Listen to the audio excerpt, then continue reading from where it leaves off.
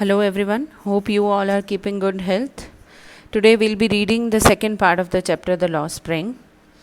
The Lost Spring is written by Anees Jung. We have already read the first part of the story. The second part of the story is titled as I Want to Drive a Car. The line on which the first story ends, which goes like Sahib is no longer his own master, कि साहिब अब अपना master खुद नहीं रहा है, he is working for somebody else, he is lost his freedom. लेकिन जो second story begin होती है, it begins with this particular line that Mukesh insist on being his own master. Mukesh अपना मास्टर खुद बनना चाहता है, he wants to be free. The title of the story that we have discussed earlier also is I Want to Drive a Car. Mukesh insists on being his own master and he says I'll be a motor mechanic. जब वो author से मिलता है अनीस जंग से, he says कि मैं motor mechanic बनना चाहता हूँ. तो अनीस जंग नेचुरली उससे नेक्स्ट क्वेश्चन पुटअप करते हैं, do you know anything about cars? पता भी है तुम्हें कुछ कार्स के बारे में जो तुम मोटर मैकेनिक बनना चाहते हो? And he says like I will learn to drive a car. It shows his nature that he is willing to work hard to achieve his goal. जो उसका गोल है मैकेनिक बनने का, उसके लिए वो कार चलाना सीखने के लिए तैयार है. He says looking straight into my eyes, and looking straight into the author's eyes symbolize कि he is full of confidence. Confidently वो ऑथर की तरफ देखता है. His dream looms like a mirage amidst the dust of streets that fill his town Firozabad. Mirage is illusion, भ्रम.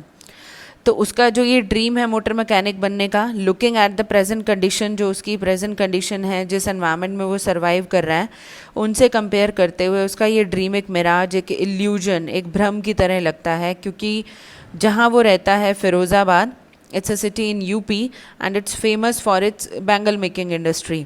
और यहाँ की जितनी भी स्ट्रीट्स हैं वो सारी डस्ट से फिल्ड है.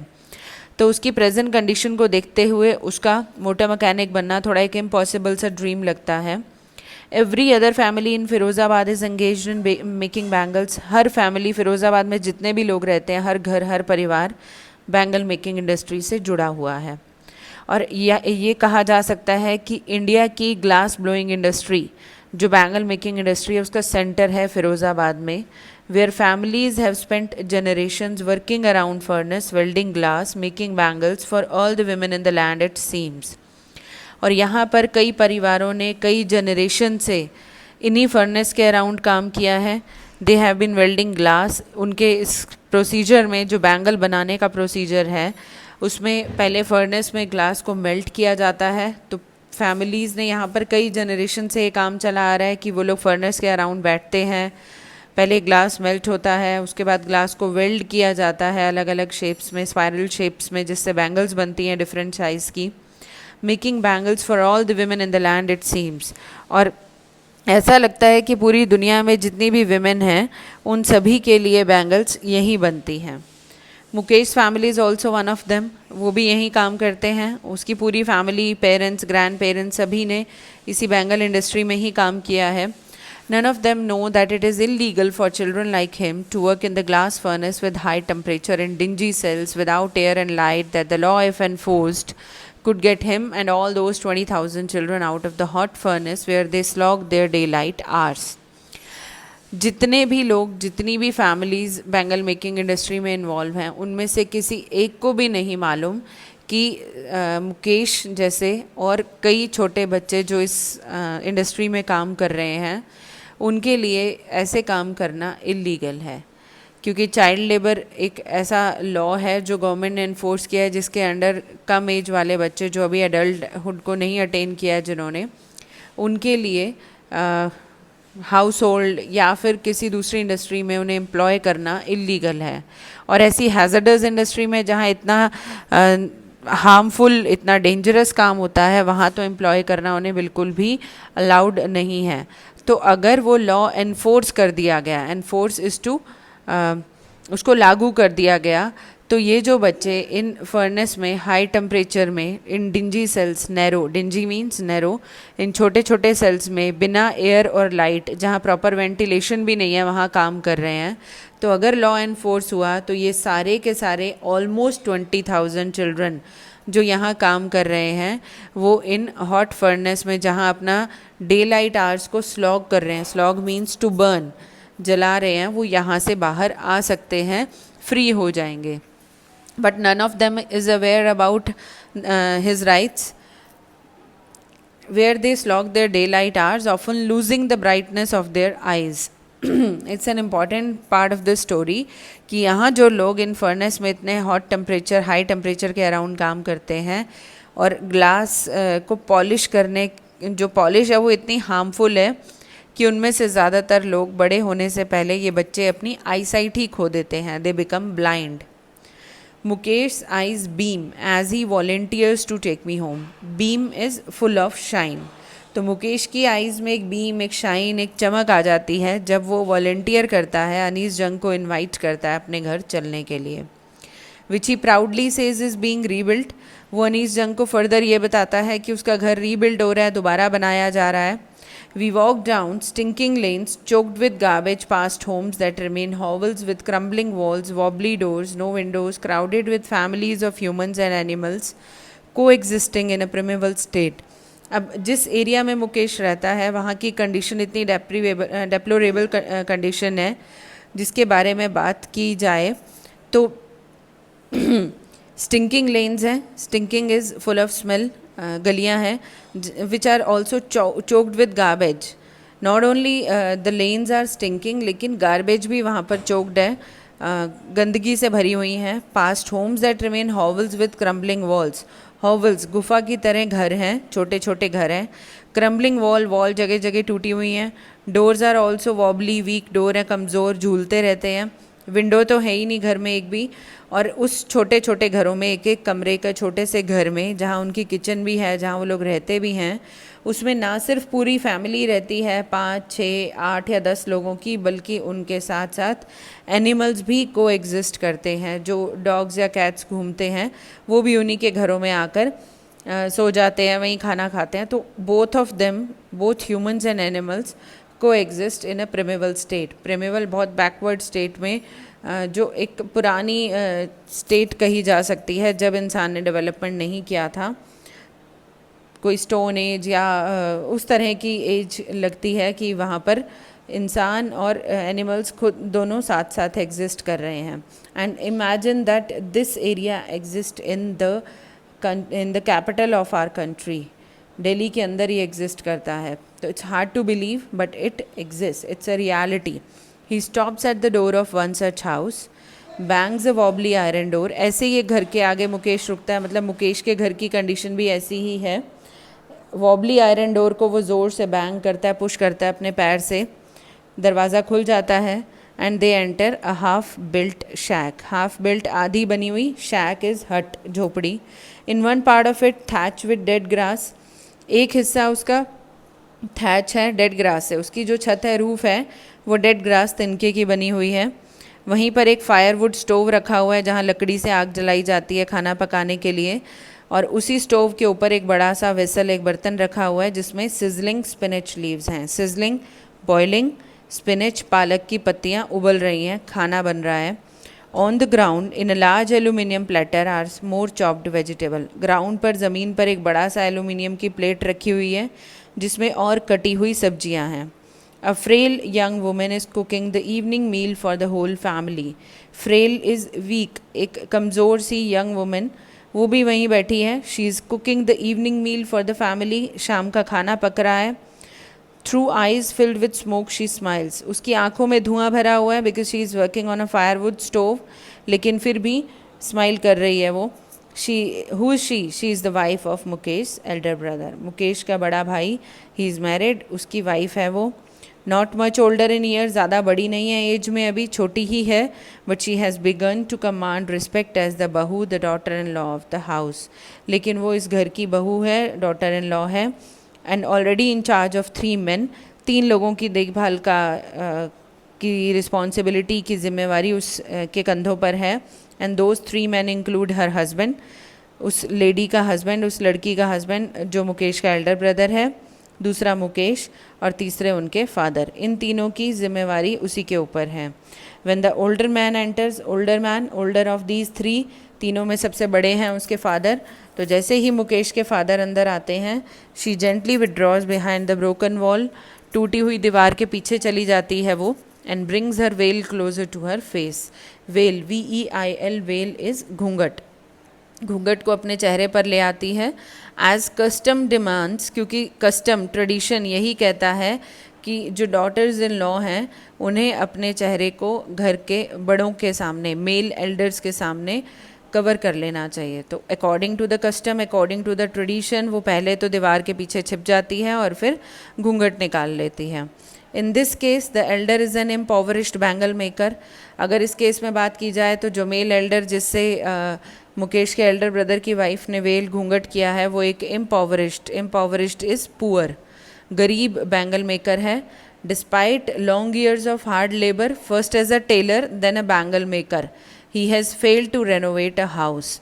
पहले एक बैंगल मेकर और फिर एक टेलर की तरह उन्होंने काम किया। पहले एक tailor, first he was a tailor, लेकिन फिर टेलर का काम छोड़ दिया उन्होंने और बैंगल मेकर का काम करने लगे। तो इतने सालों तक हार्ड लेबर उन्होंने किया है, लेकिन फिर भी इतना नहीं कमा पाए कि अपने घर को रेनोवेट कर सकें या फिर अपने दोनों बच्चों को, मुकेश और उसके एल्डर ब्रदर को, स्कूल भेजकर पढ़ा सकें।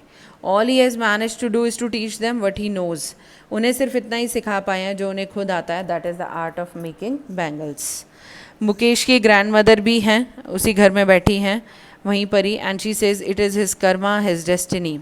ये उनका कर्म है, उनकी डेस्टिनी है, जिसको फॉलो करते हुए, भाग्य है ये कि वो लोग कुछ और काम नहीं कर सकते। First they are born into this family, so they have to do only the work of bangle making. Who has watched her own husband go blind with the dust from polishing the glass of bangles। पहले उस lady ने, मुकेश की grand mother ने, अपने husband को देखा था glass को पॉलिश करते समय जो डस्ट उड़ती है उससे ब्लाइंड होते हुए, और अब उनका अपना बेटा, दैट इज़ मुकेश का फादर, वो भी ब्लाइंड हैं। And she enquires, can a God given lineage ever be broken. क्या भगवान की दी हुई इस लीनिएज को हम तोड़ सकते हैं? अकॉर्डिंग टू हर, कि भगवान चाहते थे कि ये लोग बैंगल मेकर्स का ही काम करें, इसीलिए इन्हें इस घर में जन्म दिया है। अगर वो चाहते कि ये कोई और काम करें तो उन्हें किसी और घर में जन्म देते। ये उनका व्यू पॉइंट है, विच गोज़ लाइक कि एक ब्लैक स्मिथ, एक लोहार का बेटा लोहार होना चाहिए, एक्टर का बेटा एक्टर होना चाहिए। तो उनके अकॉर्डिंग अगर भगवान चाहते कि ये लोग कुछ और काम करें तो उन्हें किसी और घर में जन्म देते। उन्हें बैंगल मेकर के परिवार में जन्म देने का मतलब ही यही है कि भगवान चाहते हैं कि ये बैंगल मेकर के ट्रेडिशन को ही फॉरवर्ड करें। सो शी सेज कि एक गॉड गिवन लीनिएज है, क्या हम इसे तोड़ सकते हैं? Born in the caste of bangle makers, they have seen nothing but bangles. अब क्योंकि उनका जन्म बैंगल मेकर्स की फैमिली में हुआ है, फिरोज़ाबाद की हर स्ट्रीट में बहुत सारी बैंगल्स हैं, जगह जगह बैंगल्स के ढेर लगे हैं, तो इन लोगों ने हर जगह अपनी लाइफ में सिर्फ बैंगल्स ही देखी हैं और कुछ नहीं। इन द हाउस, घर में, इन द यार्ड, बाहर बरामदे में, इन एवरी अदर हाउस, हर दूसरे घर में, हर दूसरे यार्ड में, इवन फिरोज़ाबाद की हर स्ट्रीट में, जगह जगह सिर्फ बैंगल्स के ही ढेर लगे हुए हैं और वहाँ पर कुछ भी नहीं मिलता है बैंगल्स के अलावा। Spirals of bangles, sunny gold, paddy green, royal blue, pink, purple, every color born out of the 7 colors of the rainbow। अब जो भी आप इमेजिन कर सकते हो, हर कलर की बैंगल, हर कलर का स्पायरल वहाँ मिलता है। बीच सनी गोल्ड, सन वाला गोल्ड कलर, पैडी ग्रीन जो खेतों में ग्रीन कलर होता है, रॉयल ब्लू, पिंक, पर्पल, या फिर हम कहें कि रेनबो के 7 कलर्स को अलग अलग अमाउंट में मिक्स करके जो भी कलर बन सकता है, हर कलर की बैंगल फिरोज़ाबाद में रखी होती है। These bangles lie in mounds in unkempt yards. Mound ढेर लगा होता है, अनकेम्प्ड अनटाइडी, गंदे यार्ड्स में ढेर लगा होता है बैंगल्स का। They are piled on 4 wheeled hand carts. Hand cart छोटी छोटी सी गाड़ियाँ जिनको हाथों से खींचना पड़ता है, 4 व्हील वाली होती हैं। उन हैंड कार्ट्स पर भी बैंगल्स का ही हीप है, ढेर है। Pushed by young man along the narrow lanes of the shanty town, और इन्हें यंग मैन खींच कर ले जाते हैं अपने इस शैंटी छोटे से टाउन में, गंदे टाउन में, जगह जगह खींच कर बैंगल्स को एक जगह से दूसरी जगह उन हैंड कार्ट्स में ट्रांसपोर्ट करते हैं। And in dark hutments, next to the lines of flames of flickering oil lamps, sit boys and girls with their fathers and mothers, welding pieces of colored glass into circles of bangles. अब क्योंकि इन सभी लोगों का पूरे पूरे परिवार का काम सिर्फ बैंगल्स को बनाना है, तो डार्क हटमेंट्स में अब उनका घर, हटमेंट झोपड़ी जो बिल्कुल डार्क है, अंधेरा है, वहाँ लाइट भी नहीं है, वहाँ पर ये लोग बैठ के बैंगल्स बनाते हैं. Next two lines of flames of flickering oil lamps. अब जहाँ वो काम करते हैं वहाँ पर जो ऑयल लैम्प रखे हुए हैं वो भी फ्लिकर करते हैं, उसकी फ्लेम भी फ्लिकर करती है. Sit boys and girls with their fathers and mothers. यहाँ पर बच्चे अपने फादर और मदर के साथ बैठते हैं इन ऑयल लैम्प्स जिनकी रोशनी हवा के आने से फ्लिकर करती है. तो कितनी धीमी रोशनी होगी, कितनी कम रोशनी होगी जिसमें ये लोग इतना बारीक काम कर रहे हैं. They are welding the pieces of coloured glass into circles of bangles. Welding करते हैं पीसेज ऑफ कलर्ड ग्लास को और उससे बैंगल्स के सर्कल बनाते हैं. Their eyes are more adjusted to the dark than to the light outside. उनकी आँखें डार्कनेस के लिए ज़्यादा अडेप्ट हैं, ज़्यादा एडजस्टेबल हैं rather than to the light, क्योंकि उन्होंने देखा ही अंधेरा है. जब से वो पैदा होते हैं बड़े होने तक जहाँ वो काम करते हैं वो डार्क हटमेंट्स में, चाहे वो हॉवल लाइक उनके घर हों, चाहे वो फैक्ट्रीज़ में जब जाते हैं फर्नेस के अराउंड काम करते हैं, तो हर जगह अंधेरा होता है, प्रॉपर वेंटिलेशन नहीं है, एयर नहीं आती, लाइट नहीं आती, तो रोशनी तो उनकी आंखों को शायद चुभती होगी, अंधेरे में वो ज़्यादा एडजस्टेबल हैं. That is why they often end up losing their eyesight before they become adults. And it's an irony with all of them कि वो लोग ऐसा काम कर रहे हैं, पूरा पूरा परिवार वो काम कर रहे हैं जिसमें उन्हें मालूम है कि बड़े होने तक, एडल्ट होने तक उनकी आँखों से आईसाइट ही चली जाएगी and they would become blind. Savita, a young girl in a drab pink dress, sits alongside an elderly woman soldering pieces of glass. As her hands move mechanically like the tongs of a machine, I wonder if she knows the sanctity of the bangles she helps make.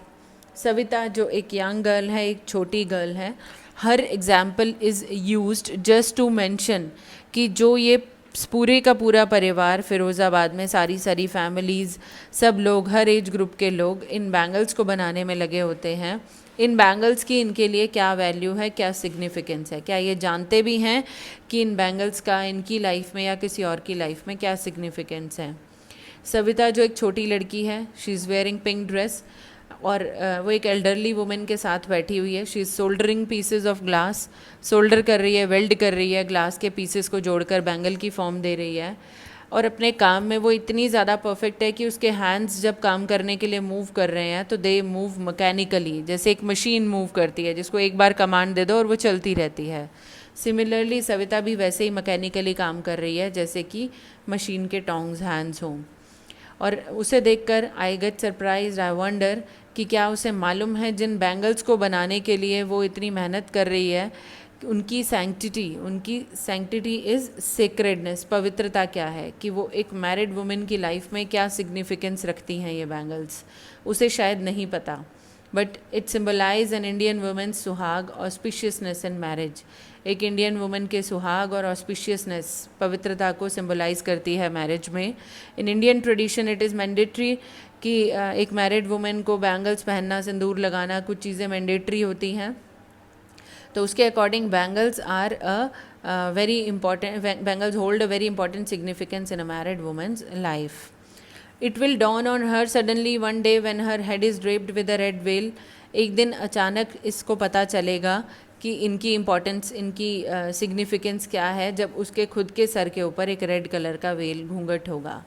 Her hands dyed red with henna, उसके हाथों में henna लगी होगी, मेहंदी. And her red bangles rolled on to her wrist, हाथों में उसने red bangles पहनी होंगी.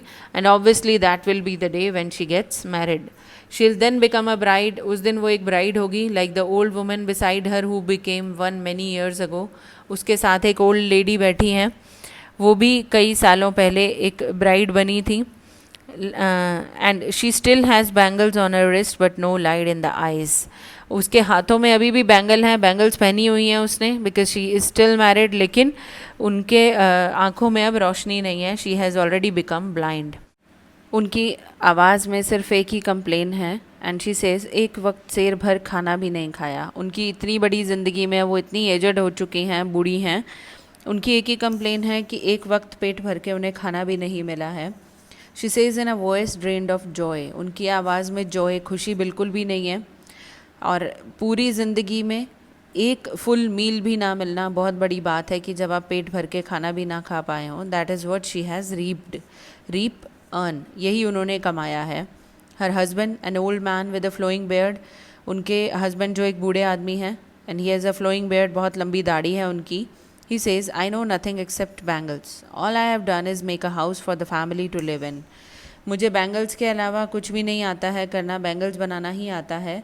मैं अपने परिवार के लिए एक छोटा सा घर ही बना पाया हूँ रहने के लिए, और कुछ नहीं अचीव कर पाया। And that is a common complain I suppose, कि ये सब लोग ना तो अपना घर रेनोवेट कर पाते हैं, ना ही कुछ और अचीवमेंट कर पाते हैं। इनकी लाइफ की कोई अचीवमेंट नहीं है, अपने बच्चों को ये स्कूल तक नहीं भेज पाते। Hearing him, one wonders if he has achieved what many have failed in their lifetime. He has a roof over his head.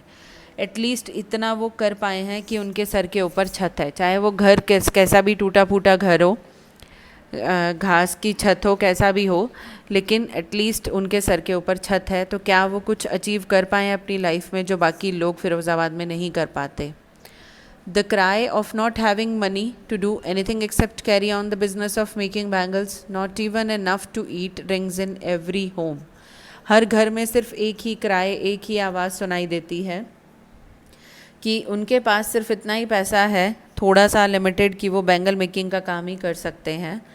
खाने के लिए भी नहीं है अप्रोप्रिएटली, तो वो कोई और नया काम करने के बारे में तो सोच भी नहीं सकते। The young man echo the lament of their elders, और ऐसा नहीं है कि सिर्फ एक जनरेशन का ये लेमेंट हो, रिपेंट हो, पछतावा हो, हर जनरेशन का यही पछतावा होता है। इवन द यंग मैन, वो भी अपने एल्डर्स के लेमेंट को ही, पछतावे को ही एको कर रहे हैं। उन्हें भी इसी बात का रिग्रेट है कि वो और कुछ नहीं कर पाए अपनी लाइफ में। Little has moved with time it seems in Firozabad, years of mind numbing toil have killed all initiative and the ability to dream. कई सालों तक mind numbing toil is hard work, इतनी दिमाग सुन कर देने वाली मेहनत कर देने के बाद भी उनके अंदर क्या एबिलिटी टू ड्रीम बच सकती है? No, it's not possible. सपने देखने की चाहत, कुछ इनिशिएट, कुछ नया करने की चाहत, वो तो पहले ही ख़त्म हो जाती है इतनी मेहनत करने के बाद। तो अनीस जंग ने एक ऑप्शन दिया कि why don't you people organise your sales into a cooperative, एक कोऑपरेटिव बना लो, एक जो कॉमन सबके वेलफेयर के लिए काम करेगी, एक कोऑपरेटिव बना लो, उसके मेंबर बन जाओ। उसने कुछ यंग मैन के लोगों से, यंग मैन के ग्रुप से कुछ यंग लोग थे, उनसे पूछा कि तुम लोग एक कोऑपरेटिव ही फॉर्म कर लो अगर इस विशियस सर्कल ऑफ मिडलमैन से तुम बाहर निकलना चाहते हो। And it's a vicious circle, vicious poisonous, जहरीला एक सर्कल है जिसमें मिडलमैन इन्वॉल्व हैं, जिसमें ना सिर्फ उनके फादर्स और फोर फादर्स ट्रैप थे उस सर्कल में, बल्कि ये यंग मैन भी ट्रैप होकर रह गए हैं। And there answer, they say even if we get organised we are the ones who will be hauled up by the police, beaten up and dragged to jail for doing something illegal. अगर हम लोग cooperative बनाते हैं जो हमारे welfare के लिए काम करेगी, तो पुलिस आएगी, हमें हाउल अप करेगी, हमें ही डराएगी, धमकाएगी, वील बी बीटन अप, हमें मारा जाएगा, ड्रैग टू जेल, हमें घसीट के जेल ले जाएंगे जैसे कि हमने कुछ इलीगल काम कर दिया हो। There is no leader among them, उनमें कोई लीडर तो है ही नहीं, क्योंकि सभी लोग बचपन से पैदा होते ही इसी काम में जुट जाते हैं, तो कुछ और सोचने का तो उनके पास टाइम ही नहीं होता। No one who could help them see things differently, कोई नहीं है जो चीज़ों को अलग नज़रिए से देखने में उनकी मदद कर सके। सब लोग एक ही तरह से सोचते हैं, एक ही तरह से दिखते हैं। Their fathers are as tired as they are, वो भी अपने पेरेंट्स की तरह थके हुए हैं, तो कुछ और करने की तो इच्छा ही नहीं बचती। They talk endlessly in a spiral that moves from poverty to apathy to greed and to injustice. ये एक पूरा सर्कल बना हुआ है जो पावर्टी से शुरू होता है और इनजस्टिस पे आके ख़त्म होता है, जिसके पास एपैथी, ग्रीड भी हैं, और फिर से इसी स्पायरल में ही वो मूव करते रह जाते हैं, इससे बाहर ही नहीं आ पाते। Listening to them, I see two distinct words, one of the family caught in a web of poverty, burdened by the stigma of caste in which they are born. The other, a vicious circle of the sahukars, middlemen, policemen, keepers of law, bureaucrats and the politicians. उनकी बात सुन के अनीस जंग ने observe किया कि दो अलग अलग तरह के वर्ड्स हैं जो यहाँ पर कोएग्जिस्ट करते हैं। एक तो फैमिली, इन बैंगल मेकर्स की फैमिली, जो सबके सब लोग पावर्टी के वेब में फंसे हुए हैं। ना सिर्फ पावर्टी उन्हें बर्डन कर रही है, बल्कि स्टिग्मा ऑफ कास्ट भी है, कास्ट का भी स्टिग्मा उन्हें दबाए हुए है। तो ये लोग इन दो चक्र में फंसे हुए हैं, एक तो पावर्टी, दूसरा कास्ट का बर्डन। और तो ये एक वर्ड कॉन्स्टिट्यूट करते हैं, एक हिस्सा फिरोज़ाबाद का ये है। दूसरा हिस्सा है विशियस सर्कल ऑफ साहूकार्स, जिसमें एक जहरीला चक्र बनाया हुआ है। साहूकार, मिडलमैन, जो मिडलमैन इन्वॉल्व हैं इन बैंगल्स को मार्केट तक ले जाने में, policeman, keepers of law, bureaucrats, जितने भी ऑफिसर्स हैं, पॉलिटिशियंस, ये सब दूसरी तरफ हैं। तो एक तरफ तो सारे पावरफुल लोग हैं जो शायद अपने प्रॉफिट के लिए इतना ज़्यादा ब्लाइंड हो चुके हैं कि उन्हें ये भी नहीं दिखता कि कितनी बुरी कंडीशंस में, कितनी बेकार सी लाइफ ये लोग जी रहे हैं, जहाँ पर उनको अपनी लाइफ भी ठीक से जीने का अधिकार प्राप्त नहीं है। ज़्यादातर लोग ब्लाइंड हो जाते हैं, उन्हें इस हैज़र्डस इंडस्ट्री में काम करने के लिए प्रॉपर प्रोटेक्टिव गियर भी नहीं मिलता, और तो छोड़ो, उन्हें उनकी इतनी मेहनत के लिए प्रॉपर पैसा भी नहीं मिलता कि वो लोग पेट भर के खा सकें। शायद यही इन लोगों की चाल है। अपने पास तो वो लोग सारा प्रॉफिट रखते हैं, बट इन लोगों के साथ ज़रा सा भी हिस्सा शेयर नहीं करते, ताकि वो इसी गरीबी की ज़िंदगी में जीते रहें और कभी अपनी आवाज़ ना उठा पाएँ। Together they have impose the baggage on the child that he can not put down. ये सब मिलकर बच्चे पर, जब वो थोड़ा सा होश संभालने लायक होता है, उस पर तब से ही एक बैगेज रख देते हैं पावर्टी का, जिसे वो अपनी पूरी ज़िंदगी अपने कंधों से नहीं उतार पाता। And before he is aware, he accepts it's as naturally as his father. To do anything else would mean to dare. और इससे पहले कि वो बच्चा अवेयर हो पाए अपने राइट्स को लेकर, वो भी अपनी कंडीशन को उतना ही नेचुरली एक्सेप्ट कर लेता है जितना कि उसके फादर ने किया था, क्योंकि कुछ और करने का मतलब है टू डेयर, साहस करना, करेज दिखाना, and daring is not a part of his growing up. लेकिन उन्हें बड़े होते हुए ये चीज़ सिखाई नहीं जाती। If you look at our life, हम सब ये ऑब्ज़र्व कर सकते हैं कि हम जब बड़े होते हैं तो हमारे पेरेंट्स हमें बहुत मोटिवेट करते हैं हर काम के लिए। वो हमें करेज देते हैं कि नहीं करो, you can do it, give it a try. हर चीज़ के करने के लिए हमें मोटिवेट किया जाता है, लेकिन उनकी ब्रिंगिंग अप का पार्ट ही नहीं है डेयरिंग। उन्हें डेयर करना सिखाया ही नहीं जाता। But when I sense a flash of it in Mukesh, I am cheered. लेकिन जब मुकेश में इसकी एक हल्की सी झलक मुझे दिखी तो मैं बहुत खुश हो गई।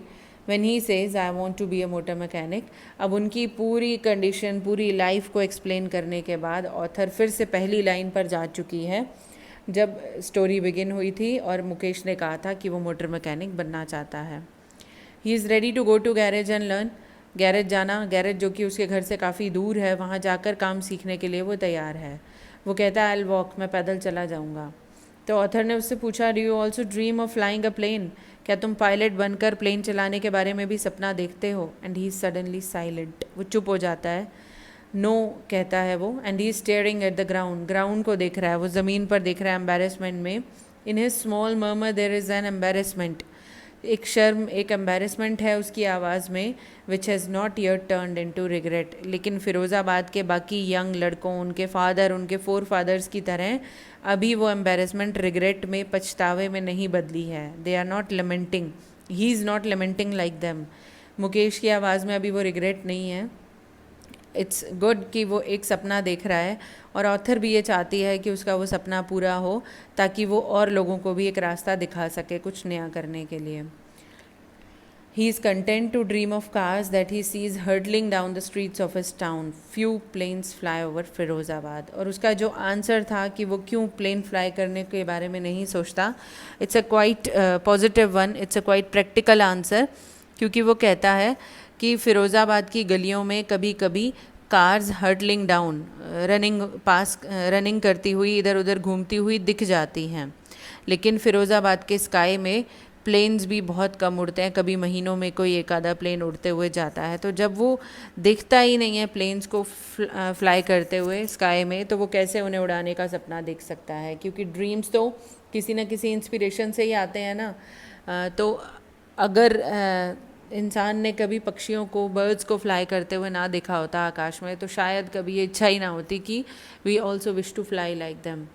तो इंस्पिरेशन तो चाहिए किसी ड्रीम के लिए, जो उसके पास नहीं है, उसके पास सिर्फ इंस्पिरेशन एक कार्स की है, कार्स उसे फिर भी दिखती हैं फिरोज़ाबाद की गलियों में, तो वो कार का मैकेनिक बनने के लिए ही सोच रहा है, and he is content to dream only about cars. वो सिर्फ कार्स के बारे में सपना देख कर ही कंटेंट इज सेटिस्फाइड, खुश है, ज़्यादा बड़े सपने वो नहीं देख रहा जो पूरे भी ना हो सकें। That's it for today, thank you.